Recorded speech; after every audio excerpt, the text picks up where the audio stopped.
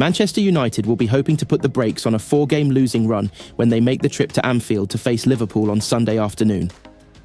United, who last sampled the taste of victory at Anfield in 2016, suffered a third successive Premier League defeat last time out, losing 2-0 to Newcastle United at Old Trafford. That defeat also marked a third successive game without a goal. Having ended 2024 in such disastrous fashion, United will be itching to start 2025 with a bang. However, they are going up against a Liverpool side that is sitting pretty at the Premier League summit, having won 14 of their first 18 league matches this season. Regarding the team news for the trip along the M62, United are set to be without Marcus Rashford because of illness. Johnny Evans, Victor Lindelof and Luke Shaw will also be unavailable for selection. Below, our United writers have had their say on how they would like to see head coach Ruben Amorim set his team up. As grim as United's situation is, United could play their strongest 11, whatever that is, today. It has been nearly 11 months since Shaw started for the club, so he is disregarded. Lenny Yoro has to come in as the backline needs some pace. Matthijs de Ligt or Harry Maguire is a toss of a coin. Lisandro Martinez should have come out of the team weeks ago, but his tenacity could be key at Anfield. The central midfield picks itself, and Ahmad has got to go back to the wing. Noussair Mazraoui would balance it out on the other side. Alejandro Garnacho has not turned up for a few weeks, but is the only credible 10 to go with Bruno Fernandes. Of Joshua Zirkzee, Rasmus Højlund and Rashford is the best equipped to be pitted against Virgil van Dijk, but is out. So it is Højlund by default. It feels like United need pace in that defence this weekend, and Yoro is the most likely to provide it.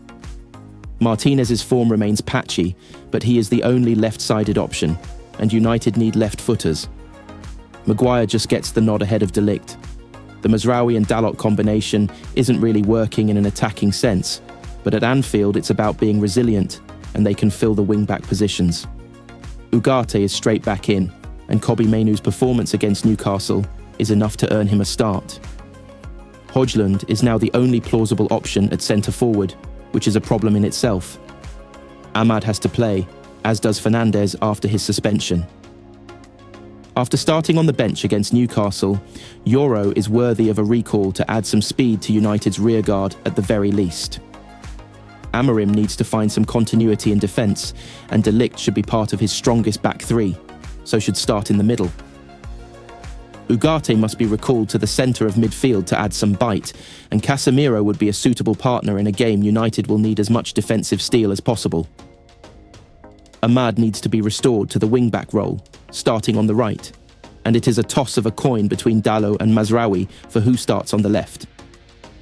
Fernandes is a guaranteed starter after suspension, likewise Højlund amid a lack of alternatives to lead the line. Mainoo was a bright spark off the bench against Newcastle and could be a starter as one of the number 10s, dropping deep to help Casemiro and Ugarte in the centre when United do not have the ball. Manchester Evening News readers have been voicing their opinions on the recent developments surrounding Marcus Rashford at Manchester United. Rashford's refusal of lucrative offers from Saudi Pro League clubs and his expressed desire for a new challenge has sparked questions about his commitment to the club and his future in football.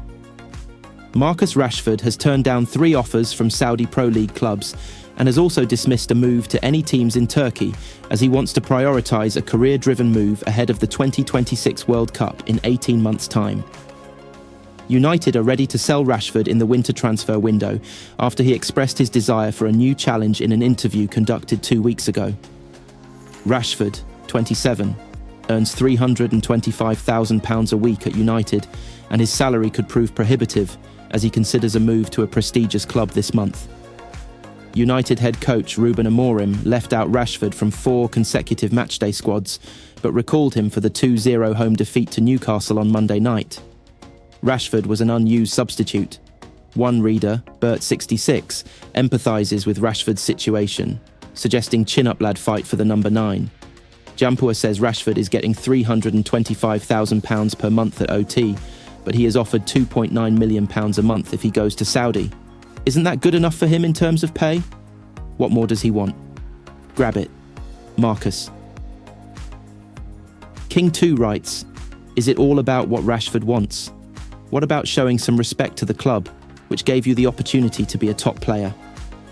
Madrid Red says, interesting how people are upset at Rashford, but not on how the club is being run. I thought the previous manager was bad, but results are even worse. To think, they paid extra to get him to United, including paying for the other manager to go away just to be worse off.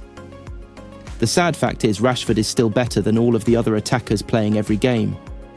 United have no hope of scoring, and people are mad at the dude not playing. Make it make sense. Kraftwerk adds, a player that hasn't won the treble, hasn't won the double, in fact hasn't won the league or the Champions League, hardly ever qualified for the Champions League, and he needs a new challenge? Asker just says, get him gone.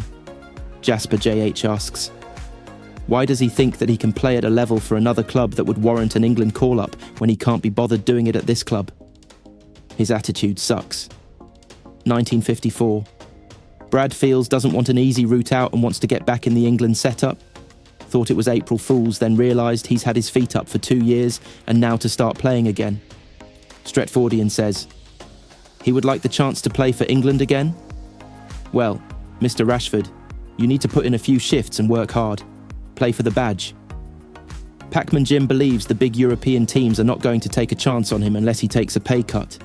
Kevmall feels he will sit on his £325,000 wage for another few years. 27 years old freeloader like a lot of others at the club. None of that when Fergie was at the helm. Manu99 replies, you have hit the nail on the head when you mention the £325,000 wage. How many top players in the Premier League or other top leagues in Europe are paid that sort of regular wage? How about £200,000 per week basic, and the rest on playing regularly and achieving results? Ghostad writes, I doubt he will be going anywhere soon. As for playing for England, that is a non-starter there, too many far superior players way ahead of him.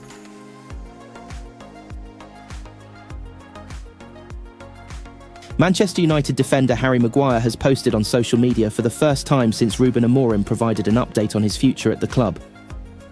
The former Leicester City man was due to be out of contract in the summer, but it has now been confirmed that United are planning on triggering a 1-year extension option in his current deal.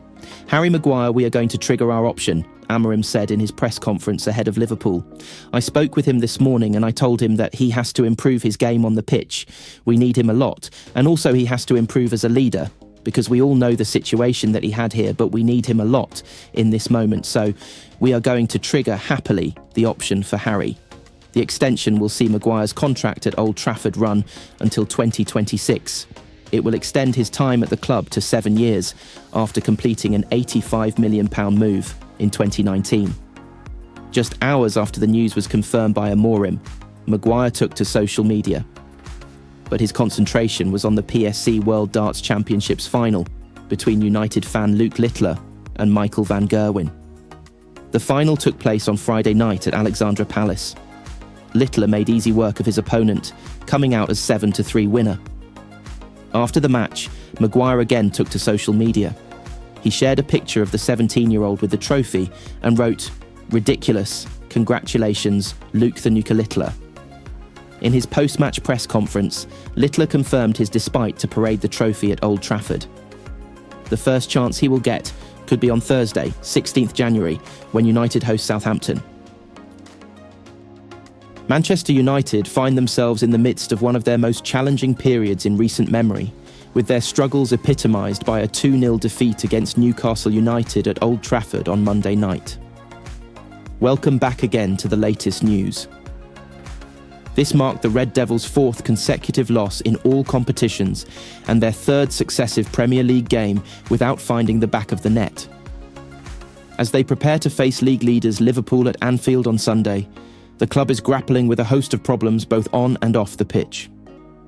United currently sit 14th in the Premier League table, just 7 points clear of the relegation zone. Their recent form has been abysmal, with 5 losses in their last 6 league games, making the threat of relegation a haunting reality for a club that once dominated English football. Although it remains unlikely that United will drop to the Championship, their recent performances have cast doubt on their ability to avoid being dragged deeper into the relegation battle.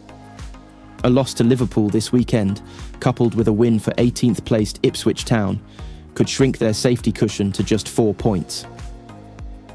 Adding to their woes, United's squad has been ravaged by injuries to key players. Victor Lindelof is sidelined indefinitely after picking up an injury in the recent clash against Tottenham Hotspur.